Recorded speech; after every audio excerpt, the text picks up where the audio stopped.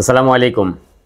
সাংবাদিক ইলিয়াস হোসাইন ভাই বর্তমানে ডক্টর আসিফ নজরুল স্যারের পিছনে লেগেছেন।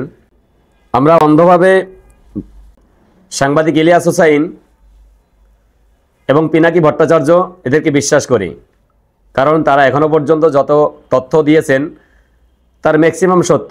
হয়তো আংশিক সেখানে ভুল থাকতে পারে, মিথ্যা বলবো না, হয়তো তাদের ভুল বা জানার ক্ষেত্রে হয়তো কিছুটা ভুল ছিল।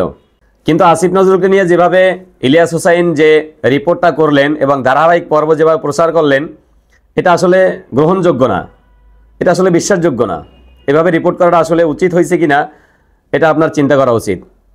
আর আপনারা যদি এভাবে গ্রহণযোগ্যতা যাদের আছে, আপনারা যদি এভাবে অগ্রহণযোগ্য কোনো রিপোর্ট করেন, তবে আপনাদের থেকে মানুষ বিশ্বাস হারাবে। আপনারা যেভাবে বাংলাদেশের 5ই আগস্টের আগে যে ভূমিকা রেখেছেন, বাংলাদেশের ম্যাক্সিমাম মানুষ যারা দেশ নিয়ে ভাবে, যারা রাজনীতি নিয়ে ভাবে, সচেতন মানুষ, তারা আসলে আপনাদেরকে অন্ধভাবে বিশ্বাস করে। এই বিশ্বাসটা আশা করি আপনারা হারাবেন না। পিনাকি ভট্টাচার্য এখনও এরকম কোনো অযৌক্তিক কোনো নিউজ এখনও করেননি, কিন্তু সাংবাদিক ইলিয়াস হোসাইন ভাই আপনি যে রিপোর্টটা করেছেন এটা আসলেই অগ্রহণযোগ্য, কোনোভাবেই গ্রহণযোগ্য না। হ্যাঁ, ডক্টর আসিফ নজরুল স্যারের কিছু ভুল থাকতে পারে, কিছু অপরাধ থাকতে পারে, কিন্তু আপনি যেভাবে তাকে উপস্থাপন করলেন, এতটা অপরাধী হওয়ার কোনো সুযোগ আছে বলে আমার মনে হয় না। এটা আসলেই অগ্রহণযোগ্য।